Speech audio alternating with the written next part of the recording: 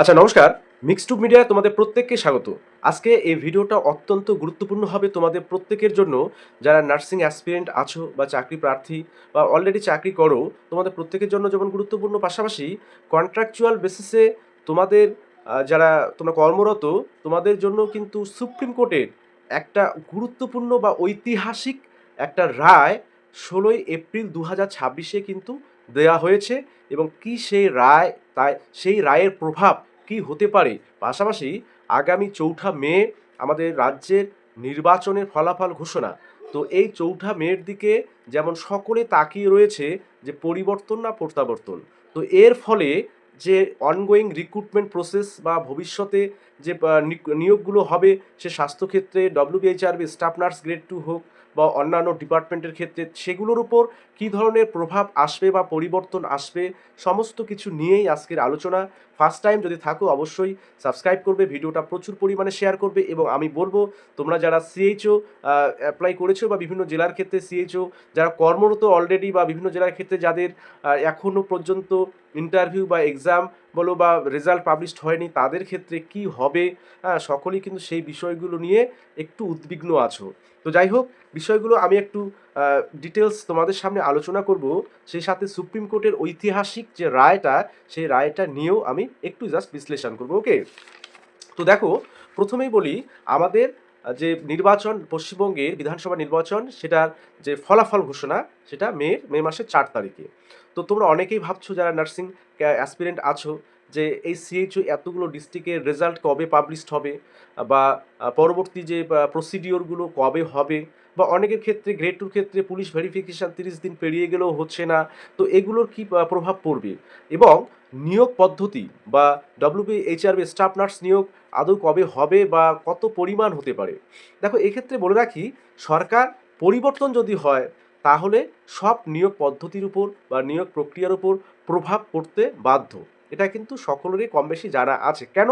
কারণ হচ্ছে, সরকার পরিবর্তন মানে নতুন করে সেই সমস্ত ক্ষেত্রে যারা দায়িত্বপ্রাপ্ত মন্ত্রী মিনিস্টার ছিলেন, তাদের যেমন পরিবর্তন হবে, পাশাপাশি যেই সমস্ত বিষয়গুলো যারা এই যে নিয়োগ প্রক্রিয়াগুলো যারা করছেন, যেমন ডব্লিউবিএইচআরবির ক্ষেত্রে তাদের যে সভাপতি, বা বিভিন্ন ক্ষেত্রে এসএসসির ক্ষেত্রে সভাপতি, এগুলো কিন্তু তখন পদগুলো চেঞ্জ হয়ে যায় বা নতুন লোক আসে। হ্যাঁ, নতুন করে একজন আসে যদি সরকার চেঞ্জ হয়। আর যদি না হয়, তাহলে পূর্ববর্তী যে বিষয়গুলো আছে, সেগুলো যেভাবে চলছে সেভাবেই চলতে থাকে বা চলতে পারে। তো এই বিষয়টা 4 মে উপর অনেকটা ডিপেন্ড করছে পরিবর্তন না প্রত্যাবর্তন। যদি প্রত্যাবর্তন হয়, তাহলে দেখা গেল অনেকেরই যে বিষয়গুলো নিয়ে প্রশ্ন আছে, যে আদৌ তাহলে নতুন করে নিয়োগ পদ্ধতি আসবে কিনা, বা নিয়োগ পদ্ধতি আসলো সেক্ষেত্রে কি কি বিষয় থাকতে পারে, বা পরিবর্তন হলে সেক্ষেত্রে কি কি বিষয় থাকতে পারে। দেখো, ভোটের আগে আমরা দেখেছি, এটা একটা স্বাভাবিক ভারতবর্ষের রাজনীতির ক্ষেত্রে এটা স্বাভাবিক নিয়ম, যে প্রতিশ্রুতি দেয়া প্রত্যেকটা রাজনৈতিক দলের নেতা নেতৃত্বের একটা বিষয় থাকে, যে প্রতিশ্রুতি দেওয়া, যে আহ, এত যে আগামী 5 বছরে এত কোটি চাকরি দেওয়া হবে, বা এত কোটি টাকা দেওয়া হবে, বা এই বিষয়গুলো কিন্তু থাকে। যাই হোক, আমি সেই প্রসঙ্গগুলোতে যাচ্ছি না। তবে মেইন বিষয় হচ্ছে, সরকার পরিবর্তন হলে সব কিছুর মধ্যে একটা পরিবর্তন আসার সম্ভাবনা প্রবল থাকে। সে কর্মচারীদের, সরকারি কর্মচারীদের বেতন কাঠামো হোক, বা যেমন ডিএ নিয়ে এতদিন আন্দোলন চলছে, সেটা নিয়েও হোক, সব কিছুর ক্ষেত্রে থাকছে। এবং স্টাফ নার্স গ্রেড 2 ক্ষেত্রে তোমাদের রিক্রুটমেন্ট, তোমরা অনেকেই বলছো যে 5,000 7,000 আদৌ হবে কি না। এবার অনেকেই বলছে যে সরকার পরিবর্তন হলে 20,000 30,000ও ভ্যাকান্সি চলে আসবে ইমিডিয়েট।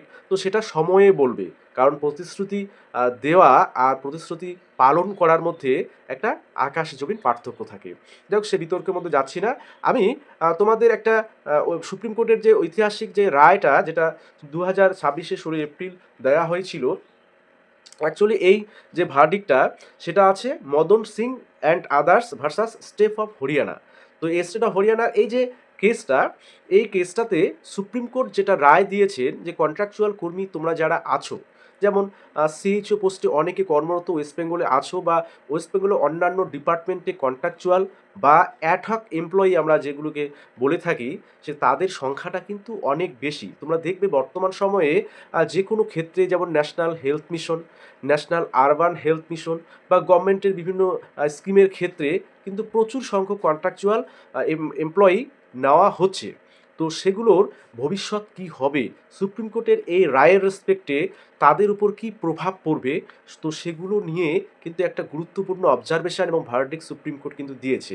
সুপ্রিম কোর্টের এই যে ভার্ডিক্টটা Madan Singh and others versus state of Haryana, তো এই টোটাল যে ভার্ডিক্টটা বিষয়টা বলার আগে আমি এর শুরুটা অর্থাৎ এর যে পটভূমিটা সেটা নিয়ে একটু জাস্ট বিশ্লেষণ করে দেই। যে 2014 সালে হরিয়ানা সরকার 3টে রিক্রুটমেন্ট নোটিশ পাবলিশ করে।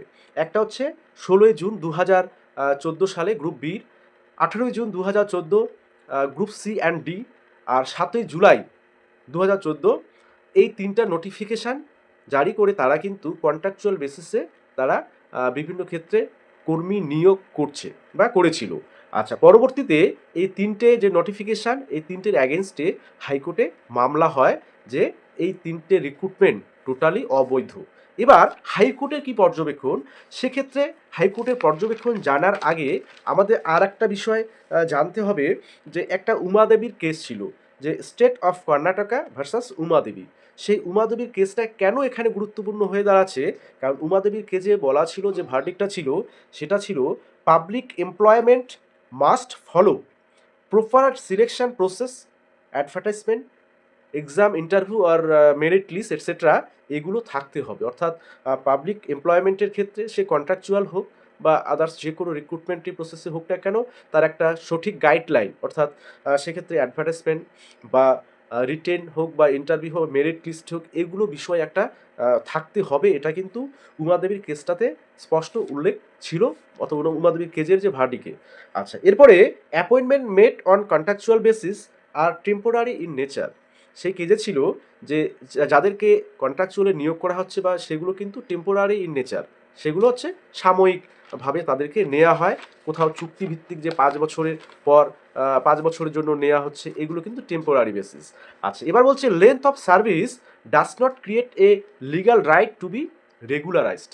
অর্থাৎ লেন্থ অফ সার্ভিস, তুমি তোমার কর্মজীবন সেই পোস্টে কন্ট্রাকচুয়াল বেসিসে সেটা যদি 7-8 বছর 9 বছরও হয়, তাহলেও তুমি কিন্তু সেই পার্মানেন্ট জবের জন্য সেটা দাবি করতে পারো না, এটা উমাদেবীর কেজে বলা ছিল।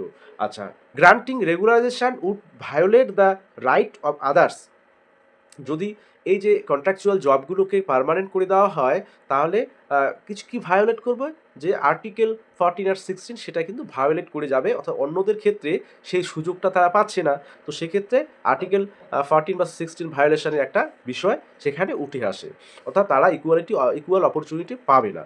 আচ্ছা, এবার সেই অনুযায়ী হাইকোর্টের যে ভার্ডিক্ট ছিল, যে হাইকোর্ট এই 3টা নোটিফিকেশানটিকে রিজেক্ট করে দেয়, যে তাদের যে ক্লেমটা যে অটোমেটিক তাদেরকে পার্মানেন্ট করতে হবে, যে অটোমেটিক রেগুলারাইজেশন, সেটা সম্ভব নয় বা সেই দাবিটা তাদের অযৌক্তিক।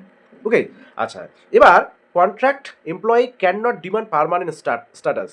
আবার বলছে হাইকোর্টের ভার্ডিক্টে the state may consider regularisation only if there is a valid policy or scheme, যে যদি রাজ্য সরকার চায়, তাহলে তাদের যদি এরকম কোনো বিষয় থাকে, ভ্যালিড একটা পলিসি বা স্কিম থাকে, তাহলে সেই ভ্যালিড পলিসি বা স্কিম অনুযায়ী তাদেরকে পার্মানেন্ট করার একটা ব্যবস্থা ব্যবস্থা করা যেতে পারে। তো এটা ছিল হাইকোর্টের রায়। অর্থাৎ এই যে 16 জুন, 18 জুন, 7 জুলাই 3টে যে নিয়োগ ছিল কন্ট্রাকচুয়াল বেসিসে হরিয়ানায়, 3টে নিয়োগ খারিজ করে দেয়, তাদের আপিলটা খারিজ করে দেয়, যে তাদেরকে রেগুলারাইজেশন করার কোনো বিষয় থাকছে না বা তারা পাবে না। আচ্ছা, এবার যারা পিটিশনার ছিল তাদের মধ্যে যেমন যে কেজের যে main petitioner Madan Singh and others, তো তারা এরপরে সুপ্রিম কোর্টে এই পিটিশন দাখিল করে।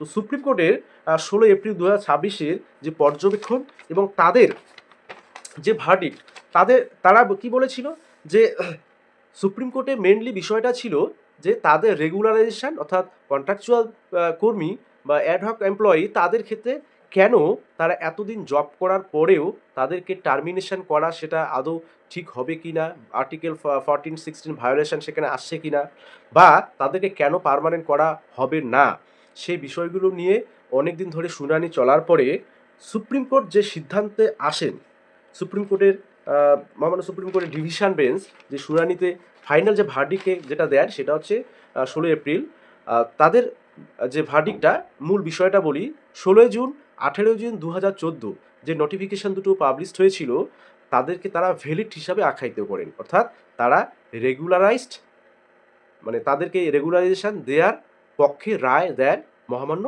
সুপ্রিম কোর্টের ডিভিশন বেঞ্চ।